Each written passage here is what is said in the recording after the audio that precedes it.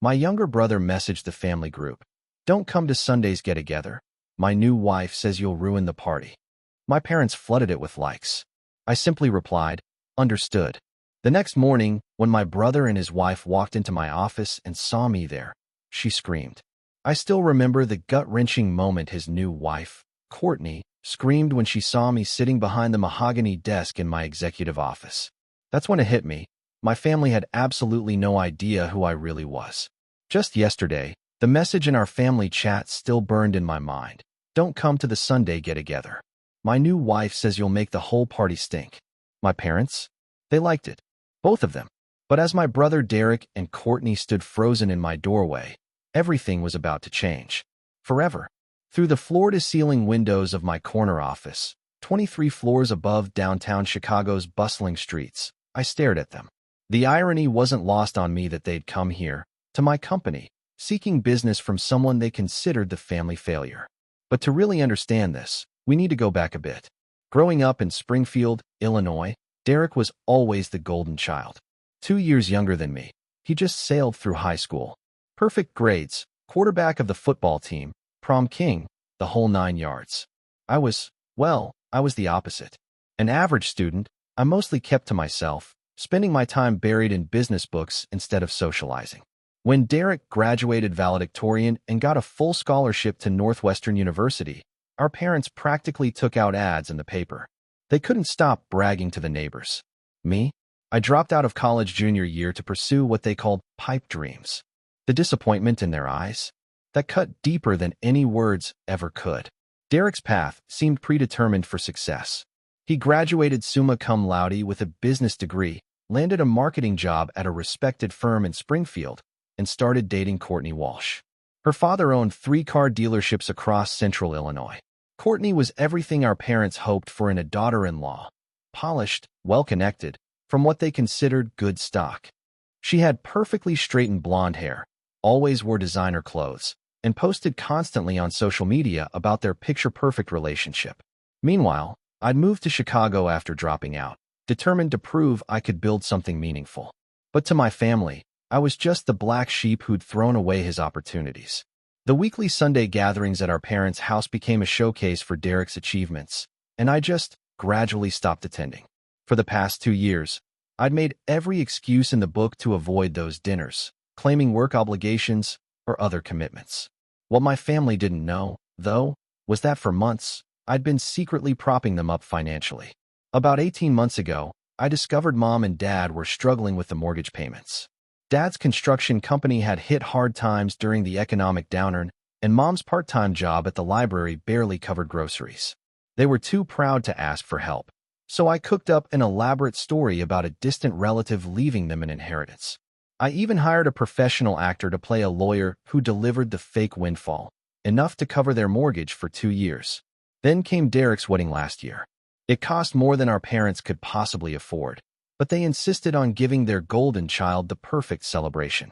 So, I orchestrated another scheme, making them believe they'd won a church raffle that covered most of the wedding expenses. Derek and Courtney had their dream reception at the Springfield Country Club, complete with ice sculptures and a live band, completely oblivious that their older brother had made it all possible. The Sunday gathering tradition continued without me. Every week, Derek would show up with Courtney to display their latest achievements, a new car, a promotion at work, vacation photos from expensive resorts. Courtney treated these dinners like her personal Instagram photo shoot, constantly posing for stories about their blessed family time. She'd grown up wealthy, so the idea of financial struggle was just alien to her. But yesterday's group chat message? That one was a real gut punch. Courtney had complained to Derek that my presence at family gatherings embarrassed her in front of her wealthy friends. She'd apparently told him that having a college dropout brother reflected poorly on Derek's image, especially now that he was trying to launch his own marketing company. Derek, ever the one to internalize her status anxiety, decided my absence would improve their family's social standing. And then came that message, don't come to the Sunday get-together. My new wife says you'll make the whole party stink. The thread was devastating. Within minutes, both parents had liked the message. No questions, no defense of their older son, just immediate approval of my exclusion. I sat in my penthouse apartment, overlooking Lake Michigan, reading those digital hearts next to Derek's cruel words. I felt more alone than ever. I just typed understood and put my phone down. What was the point in defending myself? What was the point in explaining the irony? My family had no idea that the brother they considered a failure had built a multi-million-dollar consulting business. They didn't know I owned the downtown high-rise where Derek was about to walk into a truth that would absolutely shatter their assumptions about success and about family. The consulting business I'd started 3 years ago, Turner and Associates, had grown beyond my wildest dreams. What began as freelance work helping small businesses optimize their operations had evolved into a firm handling Fortune 500 clients. I'd identified a gap in the market where traditional consulting firms were too expensive for mid-sized companies, but too impersonal for smaller businesses. My approach combined high-level strategic thinking with hands-on implementation, filling that sweet spot perfectly. But watching my family celebrate Derek's modest marketing job while completely dismissing my entrepreneurial efforts had become unbearable. The sheer cognitive dissonance of secretly funding their lifestyle while being treated like the family embarrassment had pushed me to avoid those Sunday gatherings entirely. I'd built everything they claimed to value, yet remained invisible to them because I'd chosen an unconventional path.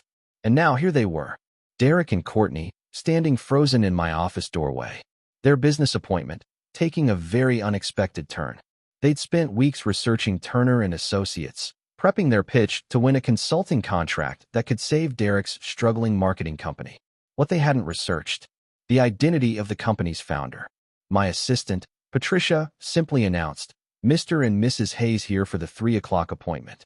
I had no idea they were coming until that very moment.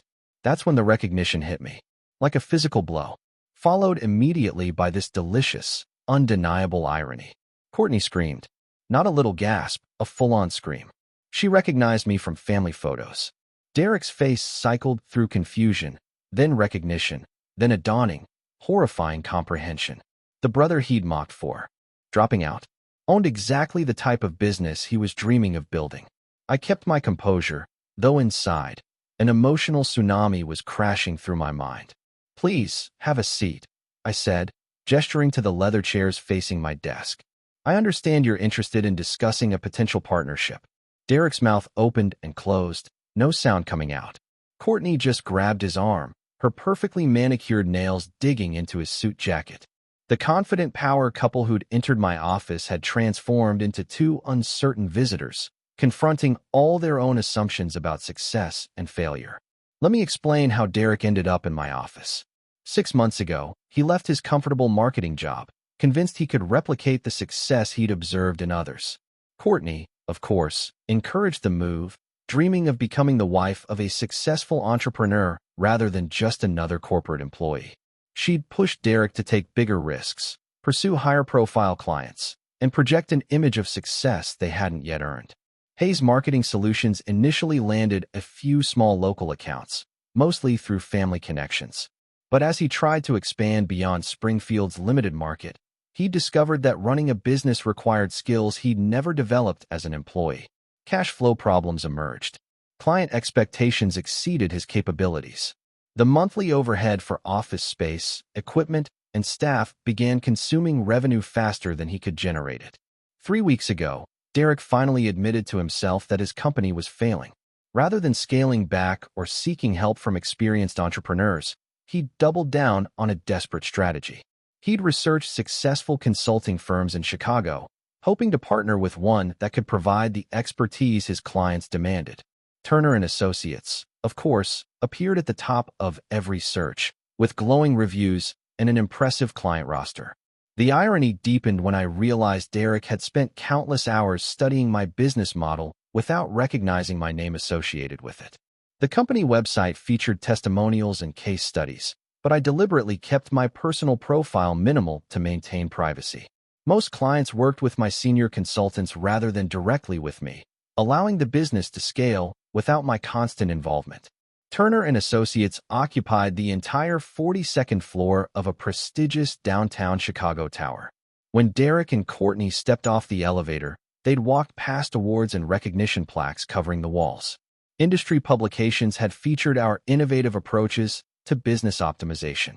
The Chicago Business Journal had named us one of the fastest-growing consulting firms 3 years running. Client testimonials praised our ability to transform struggling companies into profitable enterprises. My corner office reflected the success I'd built through 70-hour work weeks and relentless focus on client results. Floor-to-ceiling windows offered panoramic views of Lake Michigan and the Chicago skyline. A conference table accommodated 12 people for strategic planning sessions. Bookshelves held business journals, industry reports, and photographs with clients ranging from local nonprofits to international corporations. And here he was, my brother, asking for my help. Patricia had prepared a comprehensive briefing about Hayes Marketing Solutions, including financial projections, client testimonials, and Derek's business plan.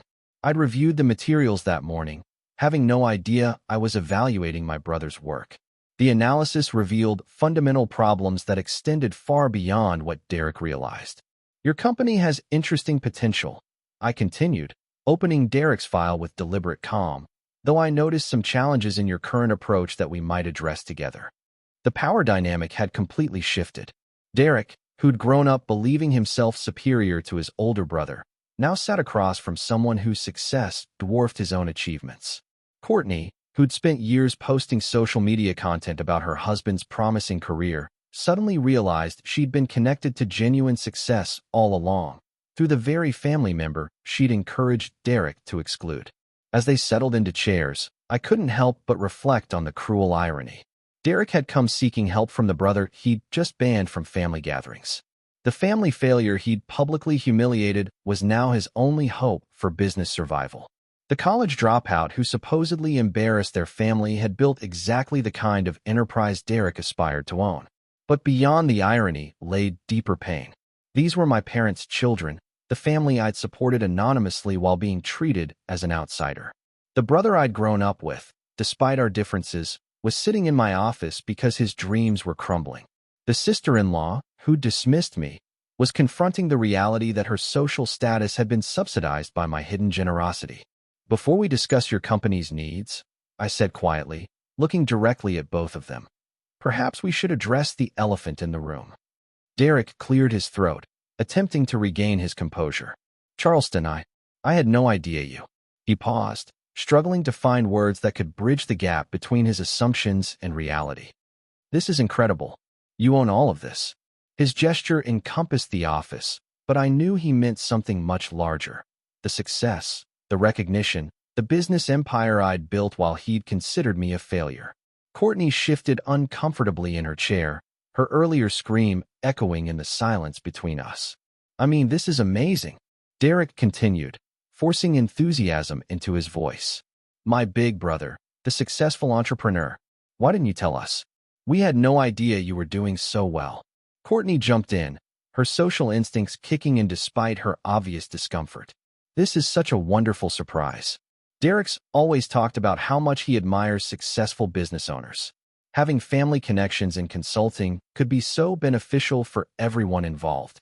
I let them fumble through their awkward recovery attempts, watching the gears turn as they tried to reframe our entire relationship. The brother they'd just excluded from family gatherings was now someone they desperately needed. The embarrassment they'd wanted to hide had become their potential salvation. Let's focus on your business needs, I said, pulling Derek's proposal toward me.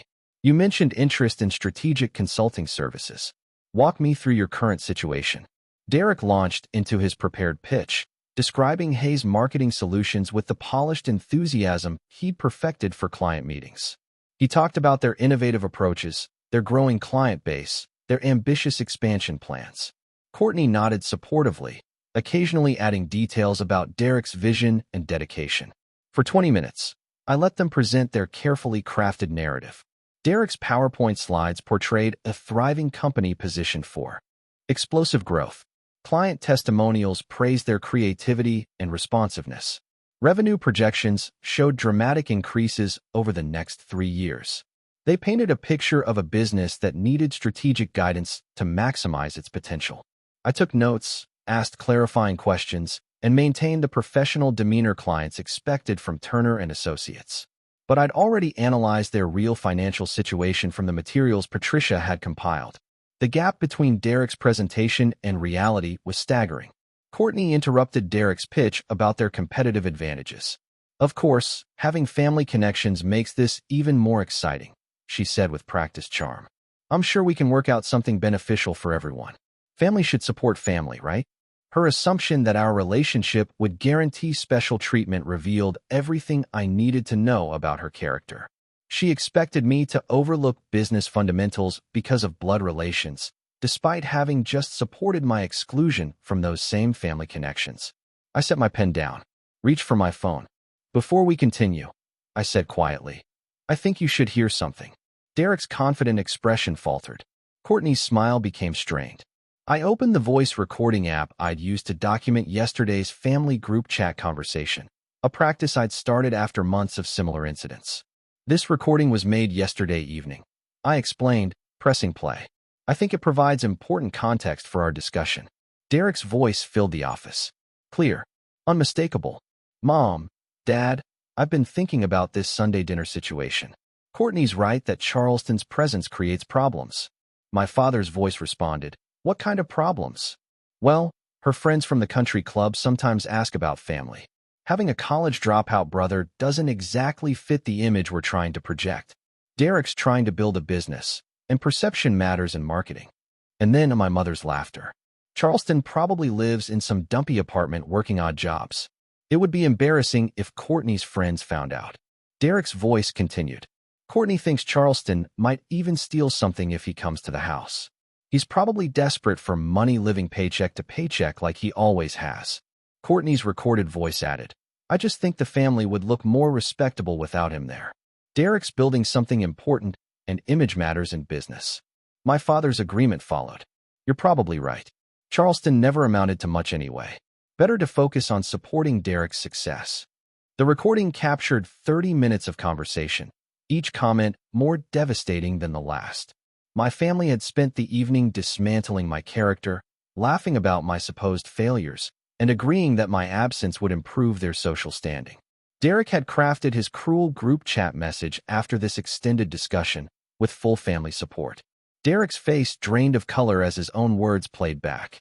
Courtney sat motionless, realizing her own voice was preserved, saying things she'd never expected anyone else to hear. The confident couple who'd entered my office now confronted the reality of their recorded cruelty. I stopped the recording and set my phone aside. This provides helpful context for understanding our family dynamics, I said, with a professional calm I barely felt. Now, shall we return to discussing your business needs? The power dynamic had shifted beyond recovery. Derek's desperate sales pitch now rang hollow against the backdrop of his recorded mockery. Courtney's attempts at family bonding crumbled under the weight of her documented disdain. They'd come seeking help from someone they'd just finished humiliating, and the recording made their hypocrisy undeniable. Derek struggled to find words. Charleston, we were just... that conversation was taken out of context. Was it? I asked quietly. Which part was out of context? The part where you called me the family embarrassment? Or the part where you all laughed about my supposed poverty? Courtney's composed facade finally cracked. We didn't know, she whispered. We had no idea you were successful. That's precisely the problem, I replied. You made assumptions about my life without ever asking. You excluded me from family gatherings based on imaginary embarrassment. You supported Derek's cruel message without considering how it might affect me. The recording had accomplished what no argument could achieve. Derek and Courtney couldn't deny their words or rationalize their behavior.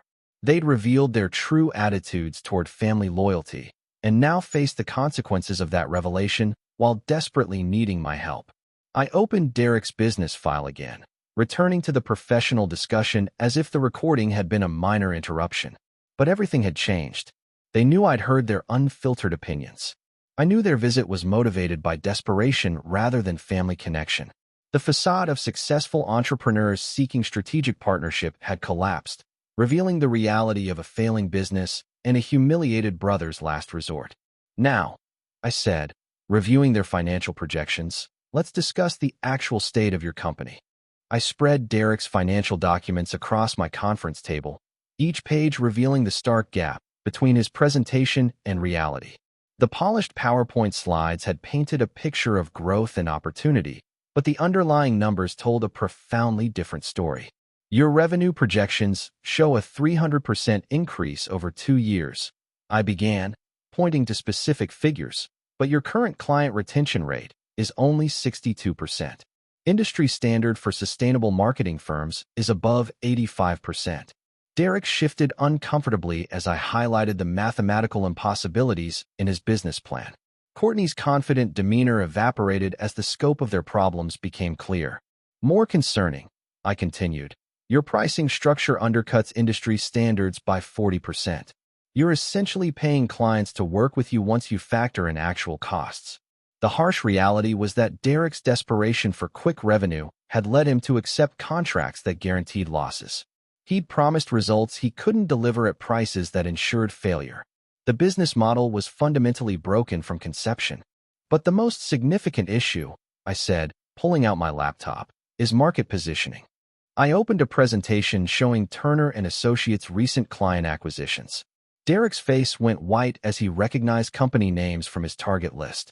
5 businesses he'd planned to pursue over the next 6 months were already working with my firm.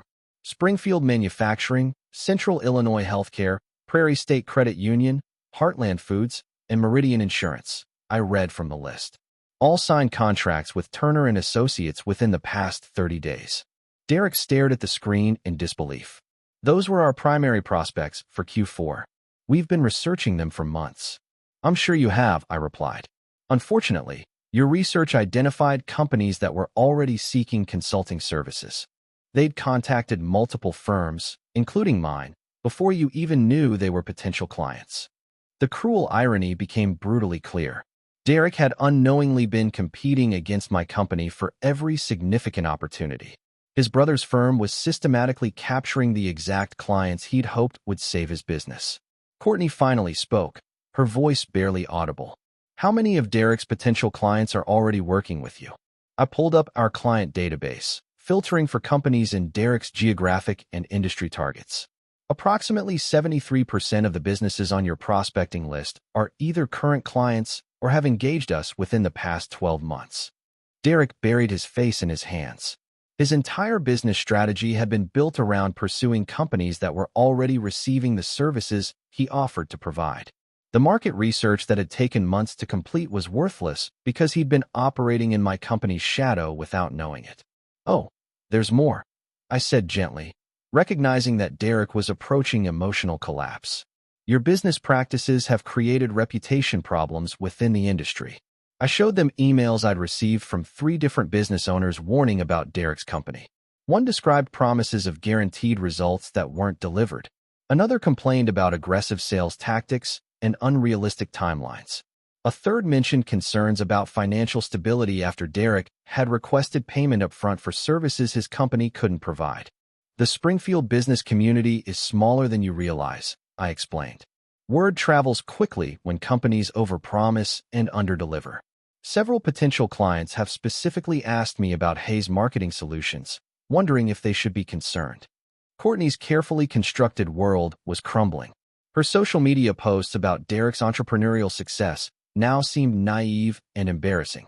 The country club friends she'd worried about impressing would soon discover that her husband's business was not just struggling, but actively damaging his professional reputation.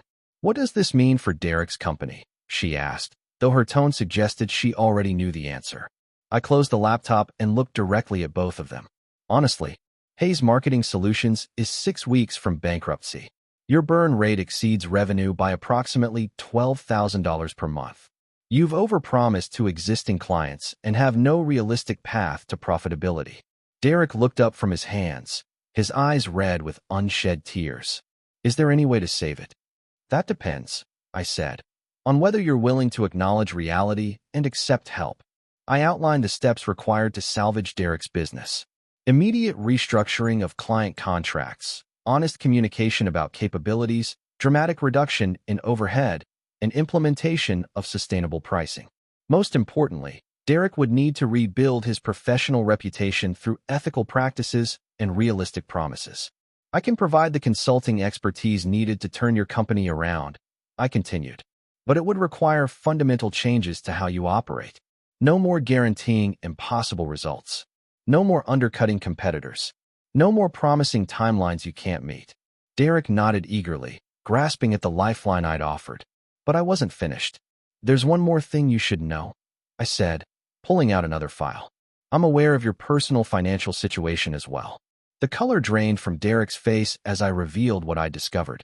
He'd borrowed $30,000 from our parents to fund his business operations, telling them it was a temporary loan to cover expansion costs. Our parents had liquidated part of their retirement savings to provide the money, believing Derek's assurances about rapid repayment. They don't know your business is failing, I said quietly. They're expecting repayment within 6 months, money they can't afford to lose. Courtney gasped. Derek didn't tell me about borrowing from his parents because he knew you'd object to the risk, I replied. But more importantly, our parents are considering selling the family house to generate additional cash for what they believe is Derek's expansion fund. The full scope of the disaster became clear.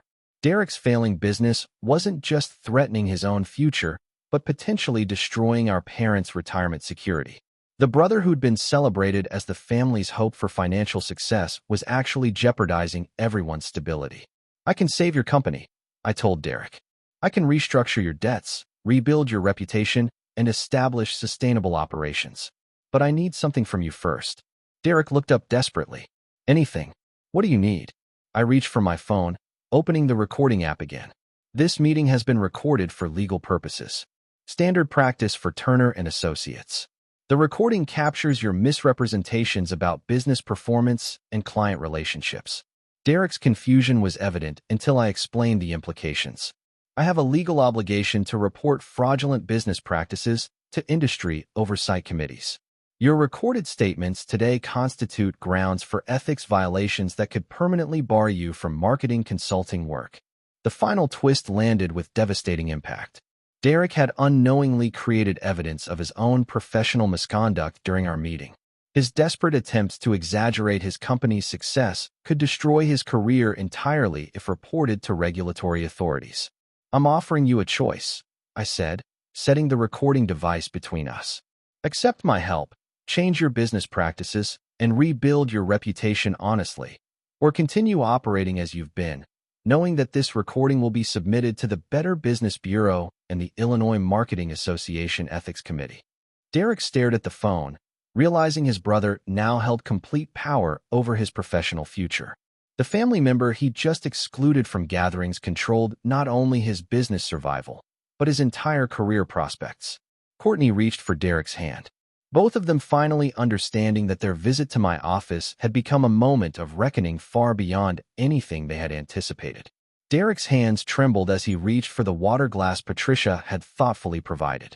Courtney sat motionless, her usual social confidence completely shattered. The business discussion had revealed problems far beyond what either of them had imagined. But I wasn't finished. There was a deeper family crisis they didn't know about yet. Before you decide how to respond to my offer, I said, there's something else you need to understand about our family's financial situation. I pulled out my phone and played a recording I'd made 3 weeks earlier. Our parents' voices filled the office, captured during a conversation I'd overheard while visiting to drop off groceries anonymously. Harold, we can't keep this from the boys much longer, my mother's voice said through the speakers. The second mortgage is killing us. Derek's business is doing so well. Martha, my father's tired voice responded.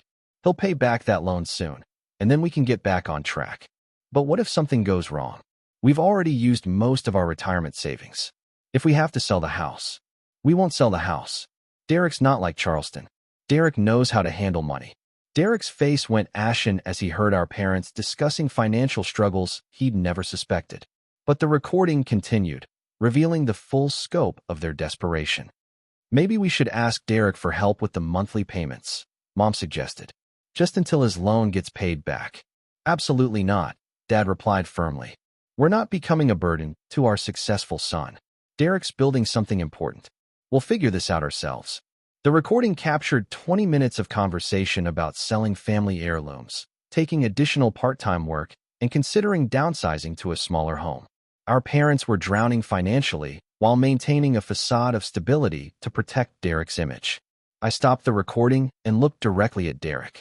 They recorded this conversation 3 weeks ago, The same day you texted me to stay away from family gatherings. Derek's voice was barely a whisper. I had no idea they were struggling. Because they're protecting you from the truth, I replied. They've convinced themselves that your business success justifies their sacrifices. They're planning to remortgage the house to provide additional funding for what they believe is your expansion. Courtney finally found her voice. Derek, you told me your parents were financially stable. I thought they were. Derek protested. They never said anything about money problems. I opened my laptop and showed them bank records I'd obtained through the financial management service I'd secretly arranged for our parents. The numbers were worse than the recording suggested. Dad's construction business had been operating at a loss for 8 months. Mom's part-time library position provided barely enough for groceries. The $30,000 they'd loaned Derek had come from liquidating their entire retirement account. They have approximately 6 weeks of mortgage payments left in their checking account, I explained. After that, they'll need to choose between keeping the house and eating. Derek stared at the financial records in horror. Why didn't they tell me? Because you've spent years positioning yourself as the successful son who has everything figured out. They're too proud to admit they need help from someone they consider financially secure. The irony was devastating. Derek's image as the family's financial success story had become a prison, preventing our parents from seeking help while they sacrificed everything to maintain that illusion. Meanwhile, the brother they dismissed as a failure had been secretly preventing their financial collapse. There's more you should know, I continued, pulling out another file. The inheritance story they believe. It's fictional. I created it to funnel money to them without damaging their pride. I showed Derek documentation of the elaborate scheme I'd constructed. The fake lawyer, the fictional distant relative, the carefully crafted inheritance story that had provided 18 months of mortgage payments.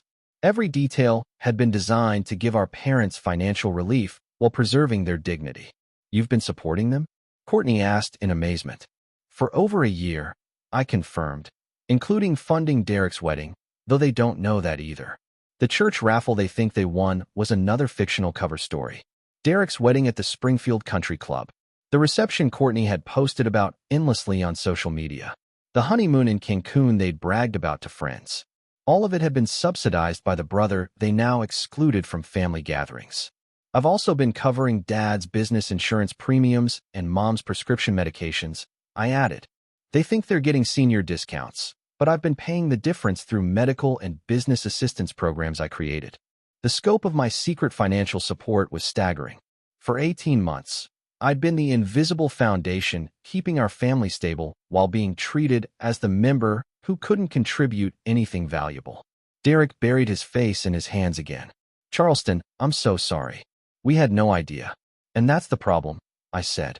You made assumptions about my life without ever asking questions. You decided I was embarrassing without investigating what I'd actually accomplished. You supported excluding me from family gatherings while I was secretly funding those same gatherings.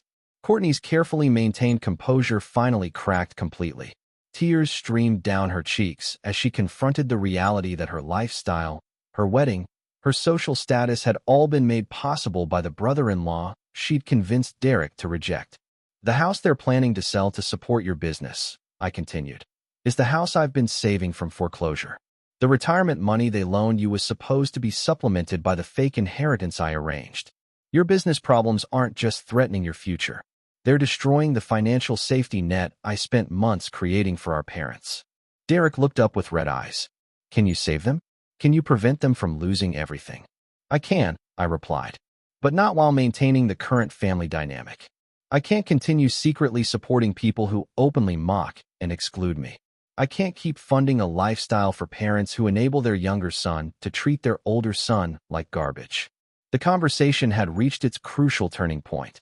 Derek now understood that his family's financial stability, his business survival, and his professional reputation all depended on the brother he'd just publicly humiliated. The power dynamic wasn't just reversed, it was completely inverted. What do you want from us? Courtney asked quietly. I leaned back in my chair, considering how to answer. The question revealed everything about how they viewed relationships, as transactional, assuming I wanted something in return for my support. I want honesty, I said finally. I want acknowledgement. I want to be treated like a family member rather than an embarrassment to be hidden. Derek nodded frantically. Of course. Absolutely. We can fix this. Can you? I asked. Because fixing this means admitting to our parents that your business is failing. It means acknowledging that their embarrassing older son has been their financial lifeline. It means confronting the fact that your success story has been largely funded by someone you considered a failure. The weight of truth was crushing them both. Derek's entire identity as the successful brother would crumble when our parents learned the reality. Courtney's social media narrative about her entrepreneur husband would become a painful reminder of their shared delusions.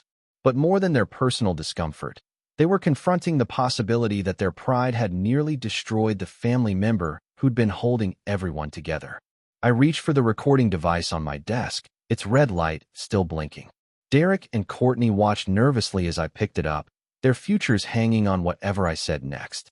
This device has captured everything we've discussed today, I said calmly. Derek's misrepresentations about business performance, his false claims about client relationships, and documented evidence of practices that violate industry ethics standards. Derek's face went pale. Charleston, you can't seriously be thinking about using that against me. I have legal and ethical obligations as a licensed business consultant, I replied. When I encounter fraudulent practices, I'm required to report them to the Illinois Marketing Association and the Better Business Bureau. Your recorded statements today provide clear evidence of violations. I set the device on the table between us and opened my laptop. Let me show you what submission of this recording would mean for your career. The screen displayed the Illinois Marketing Association's ethics complaint form. Derek's name was already filled in as the subject of investigation. Supporting documentation included his misleading business claims, false revenue projections, and misrepresentation of client relationships. Professional sanctions would include suspension of business licenses, public listing on the industry fraud database, and permanent prohibition from consulting work in Illinois, I explained. Your name would appear on background checks for any future employment in marketing or business consulting. Courtney gasped. You destroyed Derek's career over a family argument. I'm not destroying anything, I corrected. Derek's business practices have already created these problems. I'm simply deciding whether to document them officially or help him rebuild properly. I clicked to another screen showing Derek's current debt obligations. Business credit cards maxed at $47,000, equipment loans totaling $23,000, office lease commitments for 18 months, and the $30,000 borrowed from our parents. Total liabilities exceeded $100,000 against assets worth perhaps $15,000. Without intervention, Derek will file for bankruptcy within 2 months, I continued. The question is whether that bankruptcy includes criminal fraud charges based on misrepresentations to clients and lenders. Derek's breathing became shallow as the scope of his legal exposure became clear. He'd signed contracts promising results he couldn't deliver, taken payments for services his company couldn't provide, and made financial projections he'd known were false. The recording captured admissions that could support criminal charges beyond simple business failure. But I'm offering an alternative, I said, closing the ethics complaint form. Complete restructuring of your business, under my supervision, with transparent operations and honest client communications. I outlined the terms of my proposal. Derek would become a subsidiary of Turner & Associates, operating under our business license and ethical guidelines. All client contracts would be reviewed and restructured with realistic expectations. Derek's debt would be consolidated and paid through revenue from properly managed accounts. You'd essentially become an employee of Turner & Associates while maintaining the Hayes marketing name, I explained.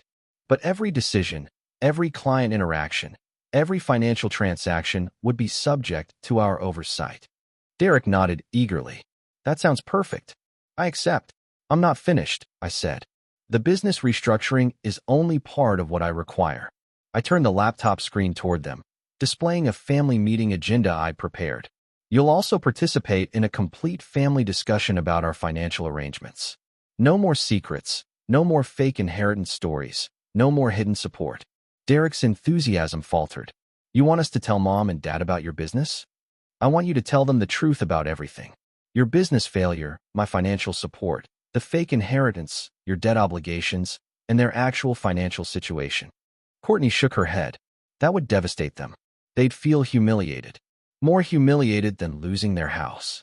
I asked, More devastated than discovering their retirement savings disappeared into a failed business? More painful than learning their son lied about his financial situation? I stood and walked to the window, looking out at the Chicago skyline, while giving them time to process the ultimatum. When I turned back, both Derek and Courtney looked defeated. The recording of today's meeting will be submitted to ethics authorities unless you agree to complete transparency with our parents, I said. No partial honesty, no cushioned explanations, no attempts to minimize your mistakes or my contributions. Derek struggled with the implications. If we tell them everything, they'll know I failed. Yes, I agreed. They'll also know I succeeded. They'll understand that family support should be based on character rather than assumptions. They'll learn that excluding family members based on image concerns can destroy the relationships you need most. I sat back down and looked directly at both of them. This isn't about humiliating you or proving my superiority. It's about ending the toxic family dynamic that allowed yesterday's group chat message to happen. Courtney wiped tears from her eyes. What happens after we tell them? What happens to our family? That depends, I replied, on whether you're genuinely sorry or just sorry you got caught. It depends on whether you want relationships based on honesty or relationships based on maintaining false images. I picked up the recording device again. You have until tomorrow at 5 p.m. to decide. Either we schedule a family meeting where everything gets discussed openly, or I submit this recording to professional authorities and let the legal system handle Derek's business practices. Derek reached across the table toward me. Charleston, we're family. You wouldn't really destroy my life over this. I set the device down and looked at him seriously.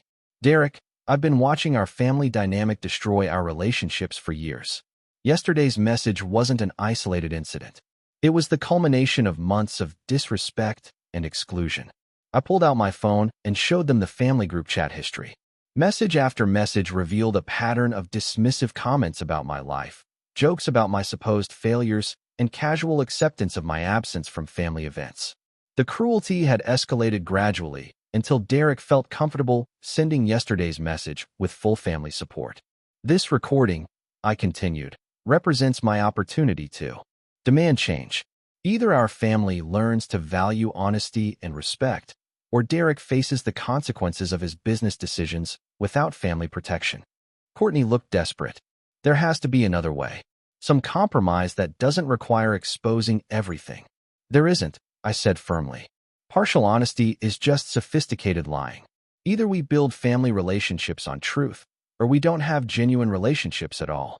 Derek stared at the recording device, understanding that his professional survival and family reconciliation both required complete surrender of the image he'd spent years building. What exactly would you want us to say to Mom and Dad? He asked quietly. I smiled for the first time during our meeting. The truth, Derek.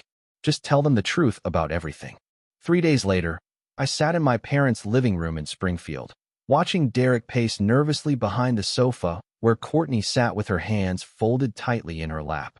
Mom and Dad had settled into their usual chairs, confused about why their sons had requested an urgent family meeting. Boys, what's this all about? Dad asked, his weathered hands resting on the arms of his recliner.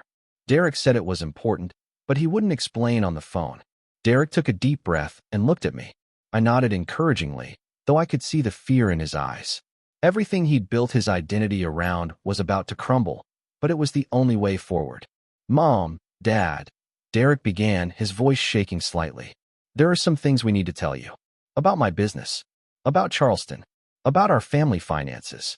For the next hour, Derek revealed everything. His business was failing, hemorrhaging money at an unsustainable rate. The $30,000 he'd borrowed from them wasn't for expansion. It was a desperate attempt to prevent immediate bankruptcy. His confident presentations about success had been lies designed to protect his image. Mom's face went white when Derek admitted the scope of his financial problems. Dad sat forward in his chair, processing the revelation that his successful son was actually drowning in debt. But Derek wasn't finished. With Courtney holding his hand for support, he explained the fake inheritance that had saved their house, the fictional church raffle that had funded his wedding, and the elaborate system of hidden support that had kept their family financially stable. Charleston has been supporting all of us for over a year, Derek said, his voice breaking. While we excluded him from family gatherings and treated him like an embarrassment, He was the one keeping us afloat. Dad turned to look at me, his expression cycling through confusion, amazement, and dawning comprehension. You own a consulting company in Chicago? I nodded. Turner and Associates. We handle strategic consulting for mid-sized businesses. I started it 3 years ago after dropping out of college. Mom's eyes filled with tears. The inheritance from Aunt Eleanor's estate. There was no Aunt Eleanor, I said gently. I hired an actor to play a lawyer delivering fictional inheritance money. I've been covering your mortgage payments, Dad's business insurance, and Mom's medications for 18 months. The silence that followed was deafening. My parents stared at me as if seeing a stranger, processing the reality that their supposedly failed older son had been their financial lifeline, while their supposedly successful younger son had been draining their retirement savings. Dad finally spoke. Charleston, why didn't you tell us? The question hung in the air, carrying years of accumulated hurt and misunderstanding. I chose my words carefully, wanting to heal rather than blame. Because you'd already decided I was a failure, I said. When I dropped out of college to start my business, you stopped believing in my potential. When Derek succeeded in traditional ways, while I chose an unconventional path, the family narrative became that he was the responsible son and I was the disappointment. Mom wiped tears from her cheeks. We never meant to make you feel that way. But you did, I continued. Every family gathering became a celebration of Derek's achievements while my life was ignored or dismissed. I stopped attending because watching you struggle financially while being treated as the family embarrassment became unbearable. Derek stepped forward. Charleston, about yesterday's message, about excluding you from Sunday dinners. That message was just the final symptom of a much deeper problem, I interrupted. Our family stopped seeing me as a person worth respecting. You felt comfortable publicly humiliating me because you'd convinced yourselves I had nothing valuable to contribute. Courtney finally spoke, her voice barely audible. We were wrong about everything. I looked around the room at my family, seeing genuine remorse in their faces. But remorse alone wasn't enough to rebuild relationships that had been damaged over years. The question now, I said, is whether we can build something better together. Dad leaned forward. What can we do to make this right? I pulled out a folder I'd prepared containing legal documents and financial plans. First, we addressed the immediate crisis. Derek's business will be restructured as a subsidiary of Turner and Associates. His debts will be consolidated and managed through proper cash flow from sustainable operations. Derek nodded gratefully as I outlined the business recovery plan. His company would operate under my oversight, with realistic client expectations and ethical practices. Within 2 years, Hayes Marketing Solutions could become genuinely profitable rather than surviving on borrowed time. Second, I continued, we establish honest family finances. No more secret support. No more fictional inheritance stories. I'll set up a family investment fund that provides genuine financial security while preserving everyone's dignity. Mom and Dad exchanged glances, understanding that their financial struggles would be resolved, but their pride would require adjustment. Most importantly, I said, we rebuild our relationships based on respect rather than assumptions. No more dismissing family members based on image concerns. No more excluding people because they chose unconventional paths. Derek stepped closer to my chair. Charleston, can you forgive us? Can we really fix our family? I stood and faced my brother, seeing vulnerability in his eyes that reminded me of the kid who used to follow me around when we were young. Despite everything that had happened, despite the recorded cruelty and public humiliation, he was still my little brother. Yes, I said, opening my arms for an embrace. But forgiveness doesn't mean forgetting. It means building something better from what we've learned. Derek's hug was fierce, filled with relief and genuine remorse. Courtney joined us, tears streaming down her face as she apologized for pushing Derek to exclude me from family gatherings. Mom and Dad stood together, watching their sons reconcile after years of artificial distance. When we broke apart, Dad approached me with his hand extended. I'm proud of you, son, he said, his voice thick with emotion. I should have said that years ago. The handshake became another embrace, this one carrying the weight of missed opportunities and renewed connection. Mom joined us, creating the kind of family moment that had been absent from our lives for too long. Over the following weeks, our family dynamics transformed completely. Sunday dinners resumed with genuine celebration of everyone's contributions. Derek's business recovery became a family project, with Mom helping with administrative work and Dad providing practical wisdom about customer relationships. Courtney deleted her social media posts mocking me and instead shared pride about her brother-in-law's genuine achievements. She'd learned painful lessons about the difference between image and substance, between status symbols and real success. 6 months later, Derek's company had become profitable under Turner and Associates' guidance. He'd learned to operate ethically, promise realistically, and build client relationships based on actual value rather than false claims. More importantly, he developed the business skills necessary for sustainable success. Our parents' financial stress disappeared entirely. The investment fund I'd created provided security without dependence, allowing them to maintain dignity while knowing they were protected. Dad's construction business rebounded with strategic consulting help, and Mom returned to full-time library work by choice rather than necessity. The recording that could have destroyed Derek's career remained locked in my office safe, a reminder of how close our family had come to permanent fracture. But it also served as evidence of our capacity for growth, change, and forgiveness. As I sit here today, reflecting on our journey from exclusion to reconciliation, I'm reminded that family relationships require the same principles as successful businesses: honest communication, mutual respect, and a shared commitment to growth. Success means nothing if you don't have people who truly know and value you to share it with. The brother who once called me the family embarrassment now introduces me as his business mentor and closest confidant. The parents who worried about my future now brag to neighbors about their son's consulting company.